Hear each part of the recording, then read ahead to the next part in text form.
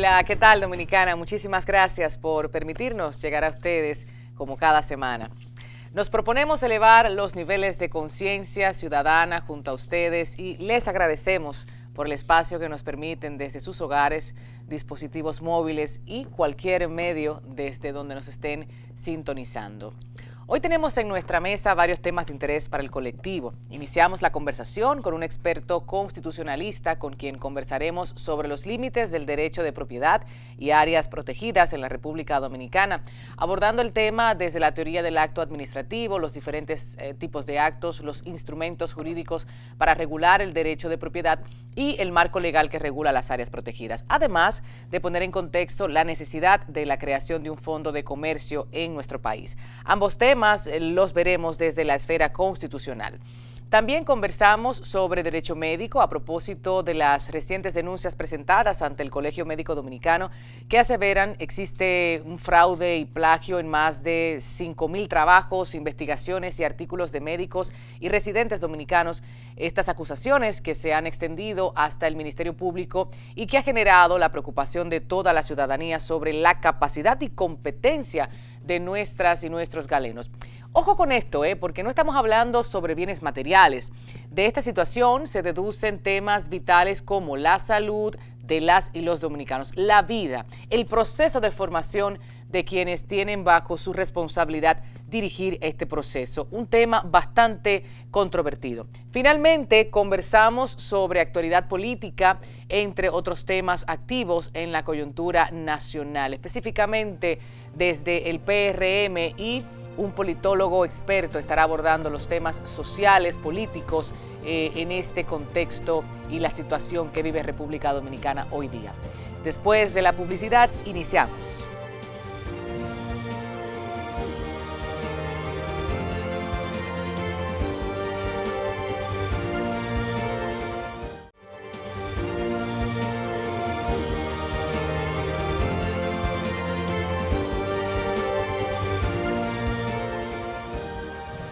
De regreso en Así las Cosas. En República Dominicana el ambiente se ha acalorado un poco más, porque aunque estamos constantemente en política, estamos evaluando cuáles son las propuestas más favorables, cuáles son los candidatos o candidatas que son favorecidos con la preferencia del electorado.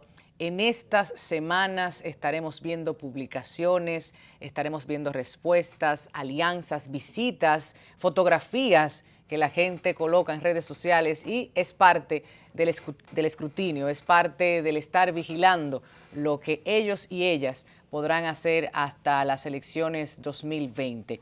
Octubre decisivo, a nivel interno para los partidos, a ver qué sucede. Vamos a conversar con el licenciado Freddy Fernández, quien es politólogo, director ejecutivo en la región Cibao del PRM y también parte del equipo de vocería de Hipólito Mejía. Bienvenido, Freddy. ¿Cómo está usted? Muy bien, gracias por invitarme a tan visto programa y buenos días a toda la teleaudiencia del país, especialmente a los PRMistas que concurrirán el 6 de octubre a las primarias. Vamos a conocer un poco de ese proceso interno, cómo está la organización, qué están haciendo cada uno de los equipos. Cuéntenos, por favor.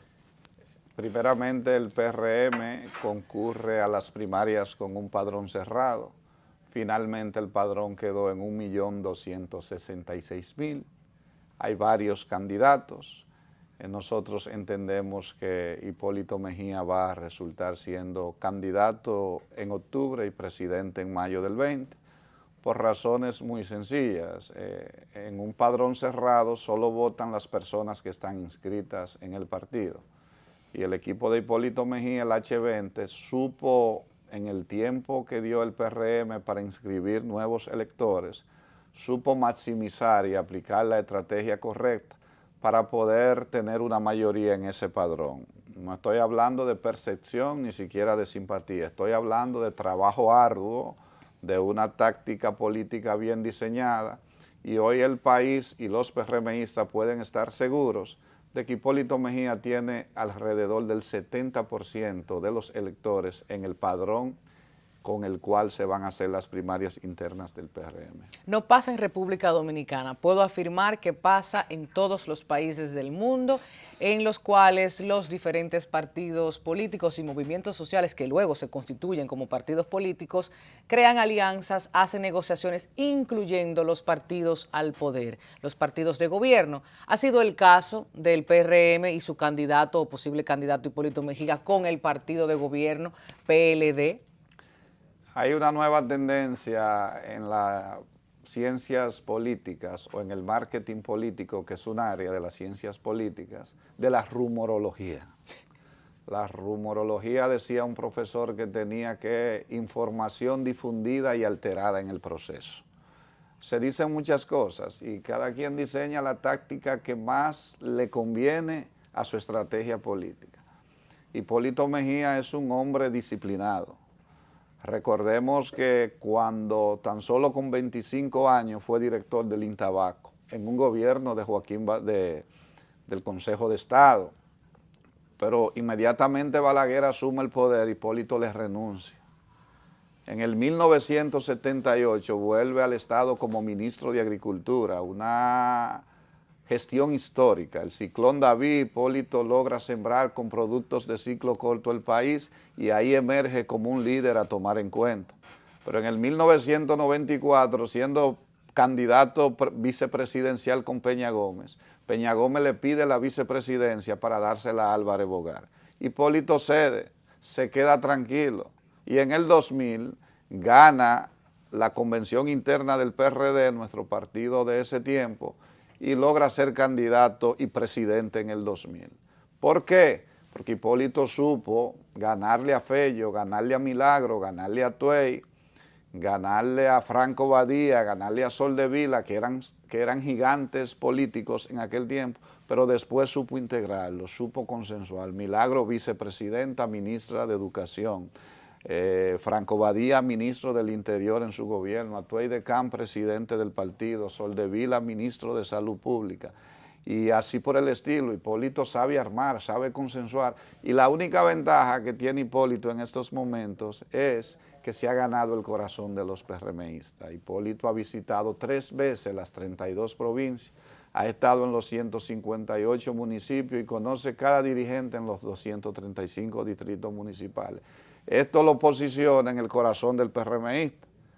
Las encuestas que siempre me preguntan no ganan elecciones. De hecho, hay un artículo famoso en Ciencia Política, candidatos que ganan encuestas y pierden primarias y elecciones. Que a propósito de las encuestas también se pudieran inscribir en aquello de la rumorología que usted estaba comentando, porque en estas semanas y meses veremos muchas encuestas, mucho posicionamiento, cada quien estará pagando de manera particular encuestas privadas, otras que serán un poco más públicas y reconocidas, históricamente hablando, esas marcas que bien nosotros recordamos, pero usted no me dijo si ha habido algún tipo de acercamiento con el partido de gobierno, y lo pongo en la mesa, licenciado, porque usted sabe que en los últimos días se ha estado de una manera u otra atacando la posición de que si está favoreciendo para que se pueda modificar la Constitución por un aspecto en particular. O sea, cuénteme un poquito de eso, la verdad desde la vocería de Hipólito Mejía. La política es una ciencia y la política trabaja con hechos políticos, situaciones sociales que el político debe encarar. Hipólito Mejía hizo una propuesta magistral en el momento político en que vivimos. Por décadas los jóvenes han estado planteando que quieren incursionar en política. Todos los partidos políticos usan a los hombres y a las mujeres en los discursos de que debe dársele apertura, pero hay una realidad. La Constitución dice que tú no puedes ser diputado si no tienes 25 años. Entonces ya cuando en los tiempos actuales, cuando una muchacha, cuando un joven tiene 25 años, ya no es joven, ya es un joven adulto. Hipólito Mejía está planteando que se reforme la Constitución para que se baje de 25 a 21 años la edad en que los jóvenes pueden aspirar. A gritos, con marchas, con rebeldía, la sociedad está pidiendo que cuando se somete un caso a la justicia, el presidente o un funcionario no llame al fiscal o al procurador de turno para bajarle una línea política. Hipólito está pidiendo que se despolitice la justicia, que el Procurador General de la República no esté en el Consejo Nacional de la Magistratura, que los jueces y los fiscales sean independientes y que ningún funcionario pueda llamarle para incidir en una sentencia. Subero Isa dijo que Hipólito Mejía fue el único presidente, cuando él fue presidente de la Suprema Corte de Justicia, que no lo llamó para inmiscuirse o afectar los intereses de la justicia. Por eso pide la despolitización de la justicia en esta reforma y en estos puntos políticos que está planteando, pero va más lejos. ¿Y el tema reelección? Pero va más lejos. Vamos a tratar ese tema. Pide también que se modifique lo de la Cámara de Cuentas. Cuando un funcionario comete un acto de corrupción, le mandan a un compañero de su propio partido a hacerle una auditoría. Todos sabemos cuáles son los resultados. Y por último, Hipólito está planteando que se unifiquen las elecciones. 5.000 millones de pesos cuestan mantener unas elecciones en febrero y unas elecciones en mayo, y que Dios nos coja confesados, como dicen los campesinos, si hay una segunda vuelta.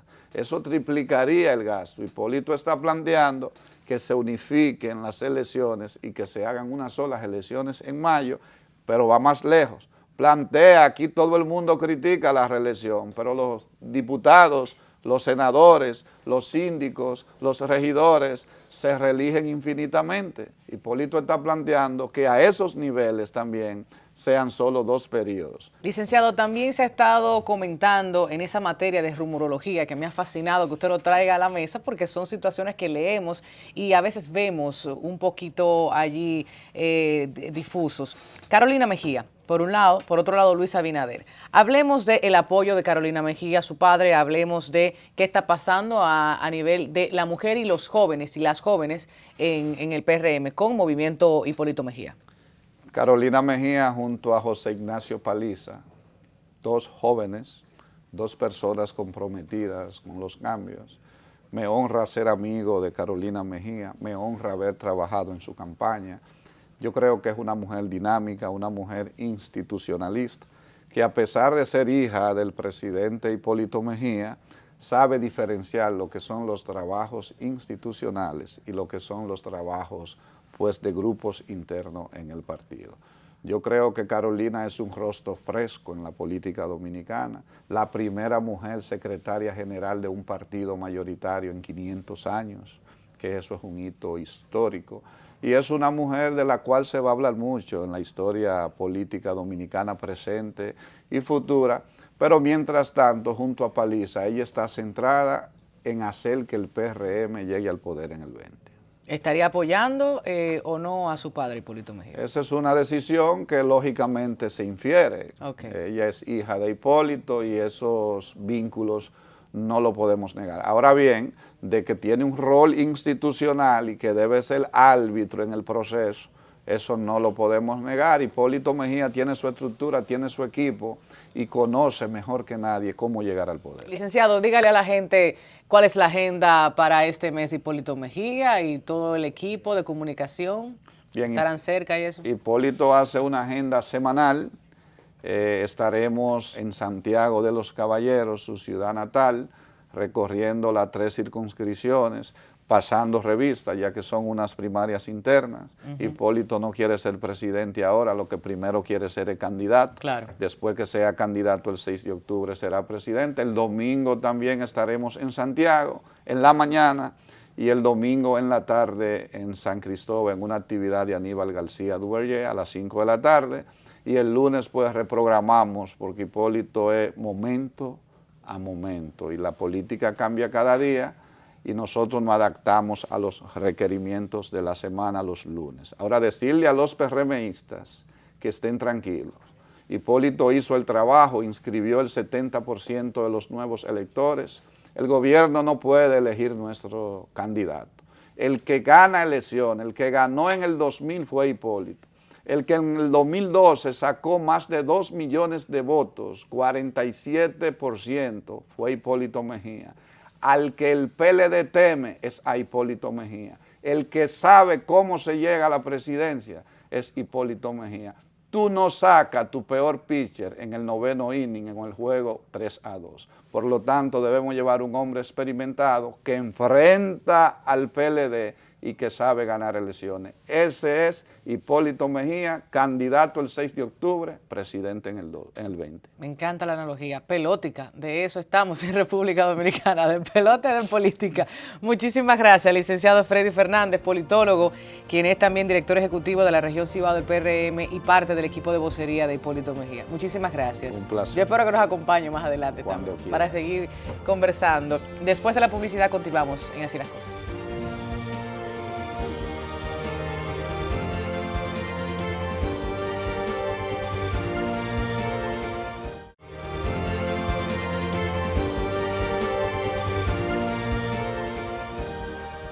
De regreso, muchas gracias por compartir este espacio con nosotros y también les invitamos a permanecer en esta mesa, esta conversación con el licenciado Gilberto Pío, quien es abogado y es experto en derecho médico, entre otras materias. Bienvenido nuevamente. Gracias, Tatiana, un placer estar aquí en este gran programa y que tu teleaudiencia nos permita escucharnos. Gilberto, muchas cosas que comentar. Estas pasadas semanas han sido objeto de numerosos artículos en prensa escrita, sobre todo el tema médico, el Colegio Médico Dominicano, los artículos que se plagian, artículos que están ahí vendidos, expuestos ante la sociedad como grandes descubrimientos científicos u opiniones que la gente consulta, pero también las prácticas médicas, también esas certificaciones o avales, ¿no?, para que la gente entienda que es un especialista y que está cuidando de nuestra salud y más allá la vida. Claro. Si fuera en el tema comercio, por ejemplo, el tema económico, diríamos, bueno, esto puede ser tratado desde diferentes vertientes, pero es con la vida que se está aquí jugando en muchas ocasiones y vivimos en una cultura del fraude, sí, poca institucionalidad, no sabemos a quién acudir, algunos casos caminan, como decía popularmente, otros no, dependiendo de quién se trate. Entonces, vamos a hacer una revisión de lo que está pasando en el sector médico, las demandas. Cuéntame de todo vamos eso. a hablar un poco de qué ha pasado con el tema del derecho médico en el año 2019. El año 2019 comenzó con una serie de congresos internacionales de derecho médico, unos auspiciados por el Colegio Médico. Muy loable la misión que tuvieron para mejorar la calidad del conocimiento que los médicos tienen sobre el derecho. Avanzando ese mismo año, tuvimos el tema de la falsificación ahora recientemente, pero también el conflicto que hubo dentro del Colegio Médico con la presidencia en diferentes de las asociaciones de especialistas que hay, especialmente la de ginecobstetra, que había un problema, un conflicto interno por quién iba a ser la presidencia. No sé en qué ha quedado esa situación. El tema de las enfermeras, el tema del aumento de salario, el tema de la resolución del Ministerio de Salud Pública para reglamentar las operaciones estéticas, especialmente la lipoescultura, la transferencia de grasa, por el tema del edema pulmonar, por el tema de las muertes que ha habido de ciudadanas, tanto dominicanas residentes en el país como de extranjeras que vienen a operarse. Claro. Y naturalmente el sometimiento que el Colegio Médico está haciendo a 8 médicos por los plagios y falsificaciones denunciados a través también por la Procuraduría. El procurador informó que tiene evidencias de estafa, que es una violación al Código Penal, y de plagio, que es una violación a la ley 6500, en las publicaciones que servían como aval para optar por la subespecialidad. La subespecialidad es el nivel de maestría para los médicos. Y así lo establece el Reglamento de Educación Superior del MESIT. En consecuencia, los plagios que han servido para obtener el título de subespecialistas pueden hacer que pierdan este título, y en consecuencia los actos médicos realizados bajo esta titulación vendrían a estar bajo la lupa si ha habido alguna mala práctica, algún daño, y se judicializa. Entonces el tribunal tendrá que apreciar que este médico al momento de realizar ese acto no era realmente subespecialista porque no había cumplido con el aval. Repítenos la cantidad de casos que se conocen hasta el momento que estuvieron bajo esta realidad. Bueno, los casos que se han presentado en la prensa, exacto, dice el Ministerio Público que tiene más de 5,000 casos señalados o al menos indicios que en 5,000 publicaciones posibles se cometió fraude, que están expuestas a haberse cometido fraude. Este número se llega a través del número de ediciones y publicaciones de las revistas involucradas en la publicación de artículos con este tipo de que problemas. Pagaban hasta 20,000 pesos para acceder. Claro, porque terminaban haciéndolo como un requisito para la graduación. Los requisitos para poder optar por la plaza en el examen y luego ser colocado en un hospital. No lo hacían bajo el estricto rigor que establece la legislación sobre la materia, el reglamento de educación superior. Y no lo hacían de acuerdo a lo que establece tampoco la normativa sobre residencias médicas, que establece cuál es el criterio que tiene que tener un estudio científico para ser publicado. En consecuencia, si estas 8 personas o algunas de las revistas terminan siendo anuladas, tendrán estos especialistas que someter nuevamente sus estudios y entonces habrá que ver si el colegio médico le suspenderá provisional o no le suspenderá su condición de subespecialistas. Más allá de la suspensión y el volver a intentar, se supone o supondríamos con más rigurosidad, ¿qué otras consecuencias pudieran tener? Bueno, si el plagiado, es decir, la persona afectada por el robo de su trabajo, que fue copiado y pegado en un artículo para ser usado por un tercero, no se querella. Si no está en Kuala Lumpur, porque también eso es otro tema. Es ahí que está el tema, que el interés es difuso. Exacto. Porque son muchos autores extranjeros, las víctimas del fraude. Esta persona es muy costoso que venga a República Dominicana a exigir nada, porque no van a obtener ninguna indemnización tampoco, porque el alcance económico de esas publicaciones es mínimo, no se venden, no se publica con el fin de vender la revista. En consecuencia, no creo que haya sometimiento penal por plagio ni por la ley 6500. Ojo, el Ministerio de Educación Superior, su ley le atribuye calidad para querellarse en caso de que instituciones de educación superior estén bajo intervención. Lo que habría que ver si es extensivo al tema de si se pueden querellar cuando ha sido hecho un fraude en perjuicio del nivel de subespecialidad, que es una maestría, que sí está dentro de su ámbito de competencia. Y de lo delicado también del rango de acción, ¿pudiera contemplarse? Es muy de la subespecialidad, ¿o no? Es muy difícil que un proceso penal llevado a fondo realmente se pueda sostener la calidad del MESID en un querellamiento solamente por plagio. Habría que deducir de su actividad un fraude al sistema educativo de educación superior. Claro. O sea, no es solamente el tema de la publicación. Pero ahí están también las autoridades que supuestamente deben velar, los técnicos, la gente que está ahí dentro para constantemente revisar que esos trabajos y esos accesos sean dignos, ¿no? Sí, en el colegio médico existe una figura en la ley del colegio médico que se llama el secretario de residencia médica. Ese secretario es el que tiene que velar por el buen funcionamiento o es el que tiene que representar al colegio médico en el proceso, en todo el entramado de la residencia médica.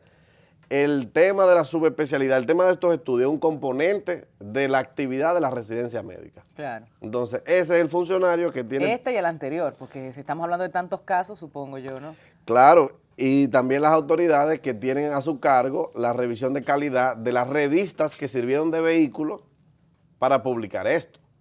Porque es ahí que está el problema. Claro. Si tú haces un plagio, pero lo haces en tu casa, en tu computadora, lo imprimes, lo lees, lo botas, no pasó nada, tú tienes que publicarlo. Y el que te ayuda a publicarlo, el comité evaluador de esa revista, si no estaba haciendo su trabajo, lo que tiene que hacerse, lo primero es anular la revista. Vamos a empezar por ahí. Claro. Y el colegio médico debería querellarse contra estos profesionales que han puesto en entredicho a su nombre, a su gremio. Obvio, pero usted ha dicho entonces que prácticamente la sanción sería moral ante el gremio, ante sus compañeros, sus pacientes y la sociedad dominicana en general, porque pecuniariamente no pudiéramos estar hablando de ningún tipo de resarcir económico, ni mucho menos, o penal en este caso. Yo veo muy difícil una acción penal encabezada por un órgano que represente a un conglomerado, es decir, no veo al Ministerio de Educación Superior querellándose. No me parece que el colegio médico, quien representa a sus propios afiliados, vaya a querellarse por las declaraciones que hizo el mismo presidente, quien dijo que eso se va a llevar a lo interno a través de un sometimiento al comité, al tribunal ético, al tribunal disciplinario interno del colegio médico, que van a someter a 8 médicos. Y no veo a la Procuraduría realmente con un caso fuerte, ni de estafa, ni de plagio, porque es una acción pública en instancia privada, se necesita el querellante, identificar quiénes son los autores afectados va a ser muy difícil, porque el problema también del plagio es que no citan adecuadamente la fuente. Claro. Entonces uno no sabe quién escribió lo plagiado. Claro, traducido de Rusia. Usted no se imagina en qué lugar del mundo se pudo haber producido ese texto. Lo que preocupa a mucha gente es que el médico con la cachaza de falsificar un estudio tiene posiblemente la cachaza de falsificar un expediente médico. Por supuesto, yo pensando en el intrusismo médico que siempre ha sido tema de debate y de conflicto, es cierto, el ginecólogo tiene los conocimientos técnicos para hacer alguna intervención y lo están haciendo, o en el caso estético, como bien tú exponías, es uno de los principales problemas que se está viendo, pienso yo, porque como la estética tiene un público tan amplio, local e internacional, mucha demanda, y la gente muchas veces ni siquiera consulta los sitios oficiales de internet para conocer el exequatur, el expertise, ¿no? de estos especialistas. Y si lo están plagiando y si están de intrusos médicos y médicas, imagínate tú a qué vamos. ¿Por qué estamos tratando esto? Más allá del conflicto jurídico, de las consecuencias civiles, penales que pueda derivar. Señores, es la vida, repito. Claro. Es la vida de la gente. Y el que hace eso, como lo hacía en la universidad, en cualquier profesión, especialidad, está capaz, está en la disposición de hacer cualquier tipo de truco, de maña. ¿Cómo se graduó ese médico? ¿Y no hizo trampa seguro en los exámenes? O sea, no se pone en entredicho la calidad moral de la persona que recibió la titulación. Y aquí quien quiere estudia lo que quiera. No hay filtros, no hay tantas exigencias. Usted quiere estudiar astronomía, medicina, derecho, imagínate todos los abogados que hay. O sea, lo puede hacer. Cuando en República Dominicana, en base a estas malas experiencias, vamos a tomar un poquito más de control y de exigencia para esos especialistas, principalmente quienes tienen la delicada función de tener la vida de la ciudadanía en sus manos? Yo creo que también es importante que a los médicos se les lleve una palabra de aliento y no se les deje también bajo la creencia de que todos los médicos que han publicado, que recibieron la subespecialidad, están bajo la lupa, porque se hablan de muchos casos, 5.000 casos, cualquiera se podría ver expuesto. Y también no se le da la información al médico correcta sobre cuál es el nivel de riesgo al que él se expone con este escándalo. La mayoría de los médicos debe estar tranquilos y debe no verse alarmado por este tipo de noticias si hizo su trabajo adecuadamente. Claro, el que no hace trampa no tiene por qué sentirse mal. Lo que pasa es que a todos lo meten, tú sabes que señalan a uno y meten en el bolso a todos los que lo rodean. Si tú publicaste algo en esa revista y dicen que la revista publicaba artículos falsos, de una vez dicen que el tuyo era falso también. Bueno, pero eso es mejor, más fácil demostrable que el que no tiene de dónde sacar lo que parió. Por eso me gustaría retomar el discurso del presidente del Colegio Médico en esta ocasión, en que él decía, si hasta que no se demuestren las evidencias y no se sometan a los responsables de las investigaciones, sería bueno dejar de hablar al público de manera alarmista sobre la posibilidad de que todos los médicos que recibieron la subespecialidad en los últimos años lo hicieron a través de fraude. No es así. Nosotros tenemos muchísimos médicos de altísima calidad, bien formados, que le dan la seguridad a la población de que no van a estar en riesgo su salud. Excelente. Muchísimas gracias, Opio, por estar con nosotros en Así las Cosas. Gracias a ti, Tatiana. Por lo menos cada 3 meses deberías estar con nosotros aquí tratando los temas médicos. O cada vez que haya una novedad importante en el país. Es que son tantas las situaciones que se presentan que la gente empieza a comentar sin conocer estas materias, porque, por ejemplo, yo desconocía muchas de las cosas que tú has dicho. Por ejemplo, hoy en día hay una limitación a cuánta grasa te pueden poner o quitar en una liposcultura. Eso podría ser un buen tema para la próxima vez. Lo tenemos pendiente, el de la responsabilidad médica en cirugías estéticas, porque vuelvo y repito, es tan amplio el mercado. Pero eso viene pronto y lo vamos a agendar con la apretada agenda de compromisos del licenciado Gilberto Opquillo, experto en Derecho Médico. Nosotros después de la publicidad entonces concluimos este espacio.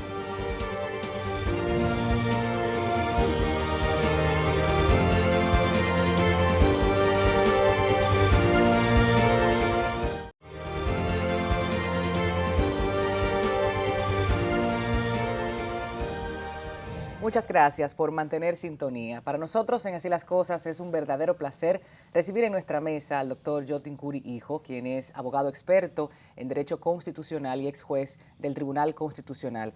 Es bastante conocido en el medio jurídico, sabemos que en la sociedad dominicana también. Y ahora que tenemos estas 2 obras en nuestras manos y ha estado en una especie de tour de medios y han tenido algunos comunicadores, colegas, la oportunidad de abordar sobre el fondo de estas escrituras, nosotros también aquí queremos hablar de la importancia social del mismo, no solo desde el aspecto del derecho, también la sociedad dominicana debe conocer y vincularlo a su propio interés. ¿A qué me refiero? Los negociantes, los pequeños empresarios, la gente que quizás ha tenido un conflicto con la ley anteriormente y situaciones que no terminan de resolverse en los tribunales, pero el por qué, de ahí viene todo esto. Bienvenido, doctor, muchísimas gracias por acompañarnos. Muchas gracias, Tatiana, por tu invitación. Me siento muy contento de estar aquí en el programa, sobre todo tratando temas académicos que no son muy propios de la comunicación, porque aquí todo lo absorbe la política. Así es, pues tenemos apuntes para la incorporación del Fondo de Comercio en República Dominicana y límites al derecho de propiedad y áreas protegidas. Y por aquí especialmente entiendo que debemos iniciar nuestra conversación. Perfecto. ¿De qué se trata? ¿Qué es todo lo que abordamos aquí en estas páginas, doctor? Bien, fíjate, lo que me motivó a escribir esa obra fundamentalmente es la confusión que reina entre la gran mayoría de la clase profesional, tanto abogados como jueces, en el sentido de que consideran que cualquier limitación al derecho de propiedad, por leve que sea, supone una indemnización del Estado, y no es así. Lo que ocurre es que nosotros asumimos, luego de nuestra independencia, los códigos napoleónicos, porque eran los códigos haitianos, que eran exactamente los mismos códigos franceses. De hecho, se vienen a traducir al español en cuando Lilis. O sea que durante mucho tiempo lo teníamos en francés incluso. 1804, señores. Exactamente, en 1804. Y en el 1880 y tantos es que se traducen al castellano. Bueno, el tema es que en ese código napoleónico la propiedad tiene mucho peso específico porque la Declaración de los Derechos del Hombre y del Ciudadano habían dos derechos fundamentales para los franceses, la libertad y la propiedad.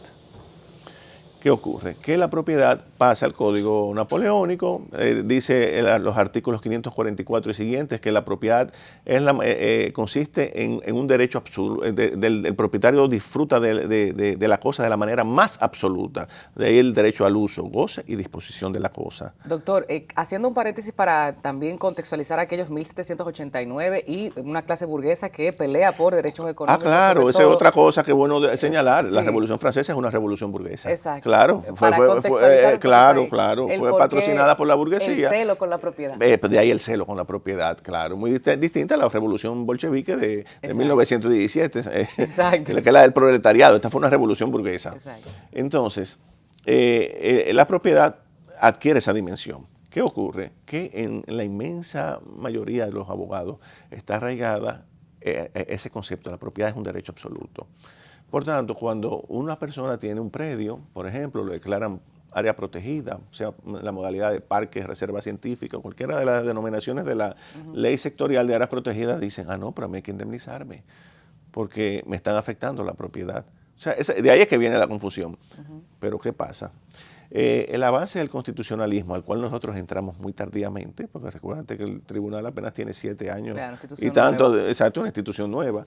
Ya en el derecho constitucional ha sido muy relativizado el concepto de la propiedad. Para los españoles, la propiedad ni siquiera es un derecho fundamental. Algunos la consideran una garantía de instituto, otros un derecho subjetivo debilitado, pero no es un derecho fundamental porque son derechos económicos. Ellos dicen derecho fundamental es la libertad, eso sí, derecho a la vida, pero los derechos económicos no son fundamentales, sobre todo en un Estado social y democrático de derecho. Visto quizás como un privilegio en cuanto a las diferentes clases económicas que convergen en una sociedad. Sí, bueno, me dicen algunos profesores con mucha razón que podría ser quizás considerado un derecho fundamental en una sociedad, en un Estado liberal, pero no en un Estado social. Nosotros tenemos un Estado social, al menos teóricamente, en la Constitución de 2010. Visto desde otros países, el caso Colombia, Costa Rica y demás, ¿también es visto como un derecho fundamental o no? No, en la mayoría de los países es visto como un precepto constitucional, o sea, es un derecho importante, igual que la libertad de empresa, son derechos, derechos económicos importantes, pero no son propiamente derechos fundamentales, porque el Estado puede incluso limitarlos de manera, y puede manipularlo en cierta medida porque prevalece el interés social. Ese interés social que corresponde al principio de favorabilidad, el interés, ¿no?, de la colectividad, ¿cómo se ha hecho entender a esas personas que en un momento pudieron haber sido afectadas?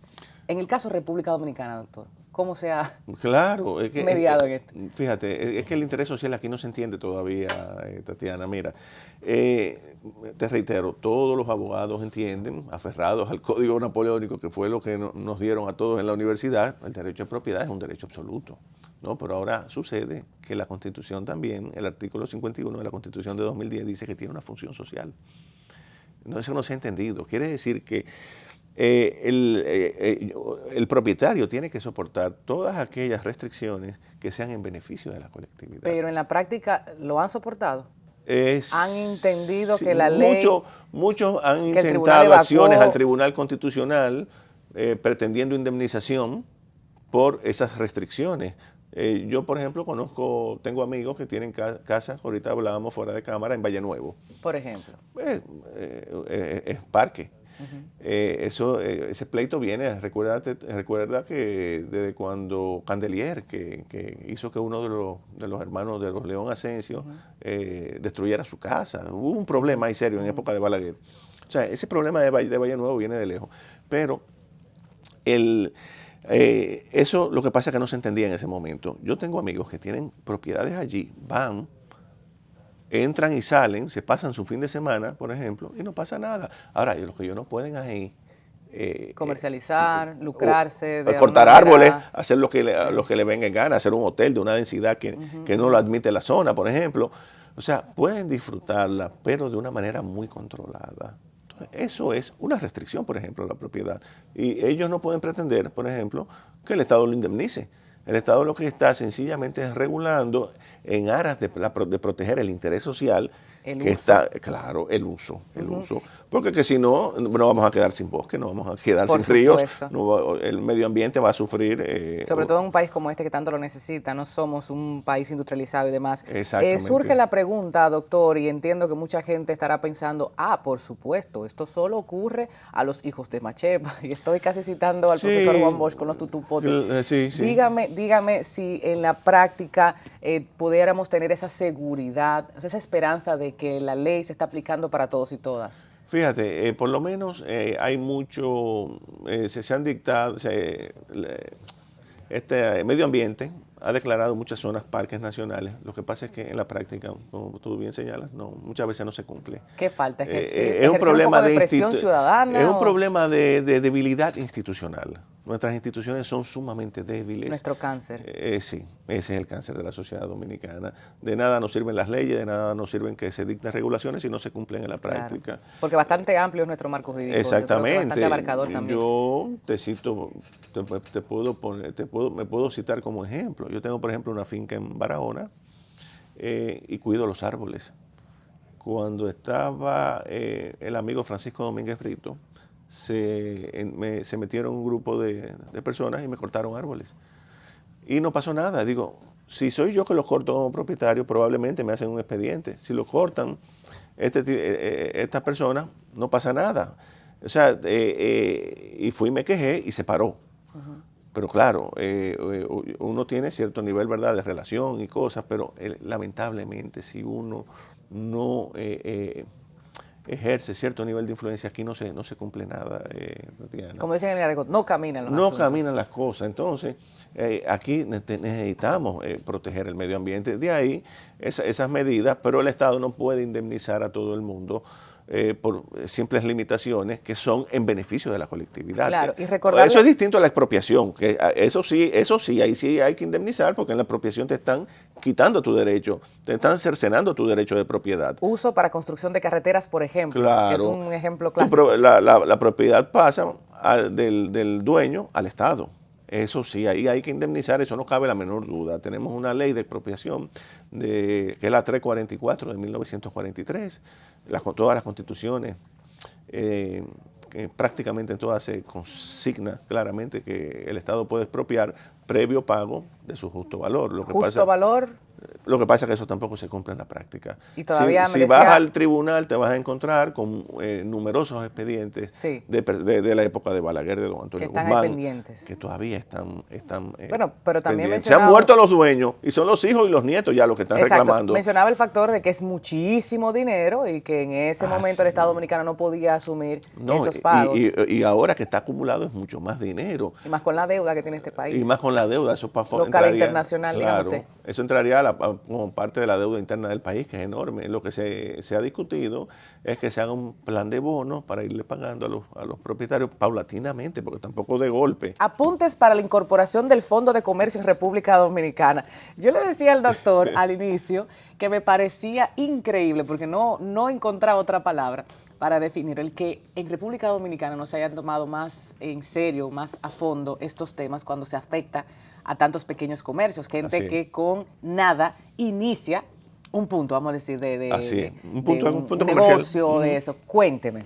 Bien, ese es un tema que tengo años estudiándolo, en el sentido de que siempre me ha preocupado de cómo el comerciante arrendatario en la República Dominicana es desalojado de una manera abusiva, muchas veces, sin tomar en cuenta el punto que ha creado, que eso se logra con mucho esfuerzo y mucho sacrificio. Porque para crear un punto comercial, en Francia es fondo de comercio, se requiere de grandes sacrificios personales. Hay que combinar una serie de elementos, ahí entra en juego el trabajo del comerciante, porque los franceses resumen el fondo de comercio como, por ejemplo, Ripert, un autor muy conocido, lo resume como derecho de clientela. Otros dicen que no hay derechos de clientela porque la clientela es libre y va donde le plazca. Sí, puede venir aquí, puede ir allá. En términos comunicacionales sería el intangible que tanto cuesta. Claro, pero ese intangible tiene, ese sustrato final es la clientela. Por supuesto. Claro, porque no hay negocio sin clientela. Por supuesto. Entonces, de ahí que se haya suscitado un debate muy interesante en la doctrina francesa sobre si cabe o no esta denominación de derechos de clientela. Alguna jurisprudencia ha dicho que basta un solo cliente para que exista un fondo de comercio si ese cliente es bueno. Por supuesto. Por ejemplo, o sea, no hay que tener muchos clientes. Pero ya ese es otro tema, pero ahí entra el savoir-faire, el saber hacer, el know-how, como le llaman, ¿no?, del comerciante. Entra en juego las mercancías, que es lo que menos vale, porque esos son los elementos corporales. Y se traslada. Exacto, entra en juego todo lo que es las patentes, el nombre comercial, los derechos de marca, de fábrica, los secretos profesionales, en fin, una serie de elementos, que es lo que en definitiva es intangible, como tú dices, es lo que configura el fondo de comercio. De manera que en nuestro país, una persona, la mayoría de los comerciantes arrendatarios no son propietarios del inmueble, el propietario es otra persona. Señores, así sea un parqueo, mírelo en la práctica de hoy día, sí, así sea un parqueo. Así es. Un terreno. Viene el propietario, se vence el contrato y decide no renovarlo. Desafortunadamente, en los contratos siempre se consigna una cláusula de estilo de que el comerciante no podrá alegar derechos sobre el punto comercial. Pero esas cláusulas en Francia se reputan no escritas. Okay. El tiempo de alquiler es mínimo de 9 años. 9 años. Puede ser revisado cada 3 años. Revisado en cuanto al precio, si hay un desequilibrio, pero ese derecho que tiene el comerciante sobre el local alquilado se le llaman allá propiedad comercial en Francia. Entonces, si el dueño insiste en desalojar al inquilino comerciante, el comerciante arrendatario, tiene que pagarle una indemnización que es muy alta. Por tanto, eso está muy protegido en Francia. Ese desarrollo del fondo del comercio viene después de la Segunda Guerra Mundial. Esto favorece siempre al inquilino. En el caso contrario de que sea favorece al inquilino, claro. Eso no quiere decir que el inquilino no pague eso, tiene que pagar, tiene que cumplir con las estipulaciones contractuales. Cuando usted decía no escrito, en República Dominicana simplemente se consideraría como abusivo, ¿y ante qué instituciones actualmente pudiera ir a reclamar? No, aquí porque esto se está discutiendo, pero todavía no es, me decía. No, aquí no hay una. Desafortunadamente la jurisprudencia dominicana es muy pobre. Yo he visto todas las sentencias que se han dictado. Algunas señalan que ciertamente el Fondo de Comercio existe como institución, pero cuando conocen el caso no lo protegen. Tenemos mucha debilidad institucional, tenemos que no solamente reformar nuestras leyes y nuestra legislación, sino que también hay que fortalecer las instituciones, despolitizar totalmente la justicia en todos los órdenes y seguir avanzando para que si no se afianzan las instituciones, sencillamente yo creo que la democracia dominicana corre el riesgo de colapsar en cualquier momento. Y esto se logra con el empoderamiento de la gente, de la ciudadanía. No deben ser los sectores privilegiados, académicos o económicos que discutan estas cosas. Sabemos Exacto. que la realidad es distinta, pero que esto esté en las manos de muchas personas, Sí, de muchos profesores y profesoras, de alumnos, de curiosos del derecho, de comerciantes, de gente que simplemente está interesado en hacer valer sus derechos y cumplir con sus obligaciones, Claro, porque es de claro. parte y parte. No, y espero que lo puedas leerlo y te sirvan de Así algo, será. porque la verdad es que son aspectos en los que uno detecta debilidades y trata de hacer algún aporte. Así Ojalá será. que con el discurrir del tiempo, el devenir, podamos ir Aportando aportando y contribuyendo con el desarrollo del país. Doctor, que sale de doctorado muchas de estas cuestiones y planteamientos, pero también del ejercicio. Yo le felicito y le agradezco porque haya venido a exponer y a compartir sus conocimientos con todo el público de Así las Cosas. Éxitos, Gracias. y por aquí le recibimos nuevamente cuando usted desee. Muchas gracias, Tatiana. Gracias. Doctor Yotin Curi Hijo, quien es abogado experto en Derecho Constitucional, ex juez del Tribunal Constitucional y bueno, a partir de este momento parte de los consultores a quienes estaremos llamando en momentos futuros para dar un poquito más de luz sobre estos temas y otros. Gracias por acompañarnos. Nosotros después de la publicidad continuamos.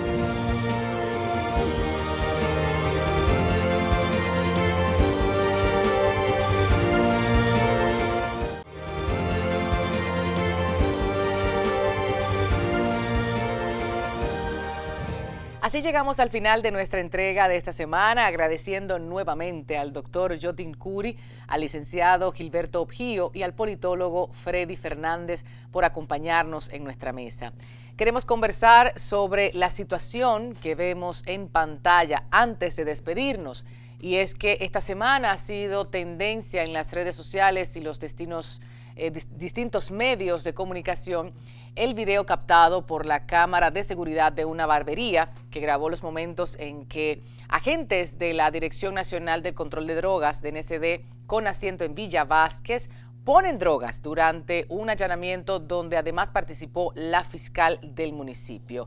En el video se ve cuando llegan los agentes e informan del allanamiento y lanzan supuestas envolturas con drogas en zafacones y esquinas del local comercial donde jóvenes están trabajando en esta barbería. Luego, pues están los comentarios también que ustedes probablemente ya escucharon y vieron en las distintas redes sociales. Ahí estamos compartiendo con ustedes. Minutos después, entra la fiscal del municipio, Carmen Lisset Núñez Peña, nombre que ha sido bastante popular esta semana, quien informa del allanamiento, pero es sorprendida cuando le dicen que dentro del local hay droga, por lo que exige que le entreguen los videos, que por suerte, y si no hubiese sido así, el caso no se conoce, estos videos no están en la barbería. De todo lo que vemos nos surgen muchísimas preguntas, entre ellas es el hecho de que la fiscal hace la entrada sin presentar la debida orden del allanamiento a los presentes, a pesar de que directivos de la DNCD indicaron que la misma fue debidamente solicitada al juez de la instrucción.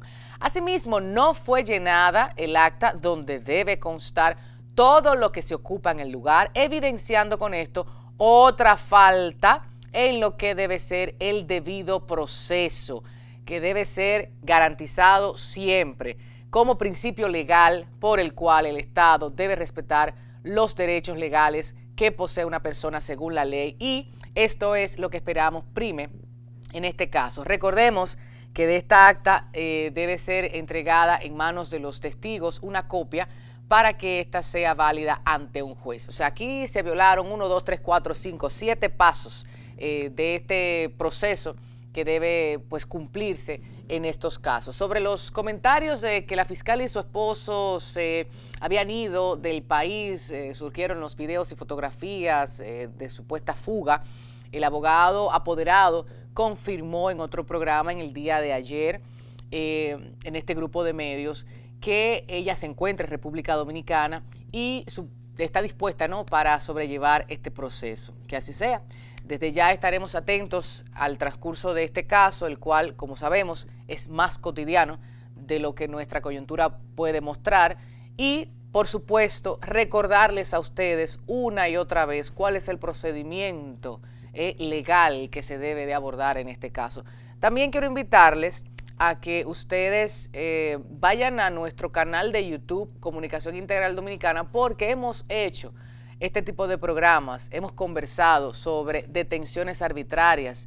Los abogados y abogadas han estado pues compartiendo información de interés para ustedes, ciudadanos y ciudadanas, que sepan cuáles son sus derechos, qué deben exigir, cuál es el procedimiento que se debe de agotar al momento de, no solo en un local comercial, va a su casa, ¿quién va? La fiscal, un juez, ¿dónde está la orden? En la identificación de esos agentes de la DNCD, del Ejército, de la Policía, de la Fiscalía, quien sea, porque también ha sido viral esta semana un audio que está corriendo por mensajería instantánea, específicamente en WhatsApp, de supuestos asaltos, atracos que están ocurriendo en residencias, de gente que va con una supuesta orden, usted abre la puerta y se llevan todo, y luego nadie da con esos presuntos ladrones o ladrones.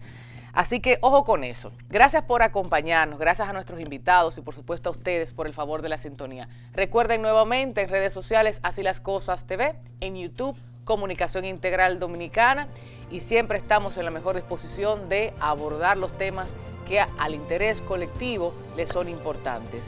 Nuestras cuentas están disponibles para un mejor acercamiento. Hasta la próxima semana. Bye bye.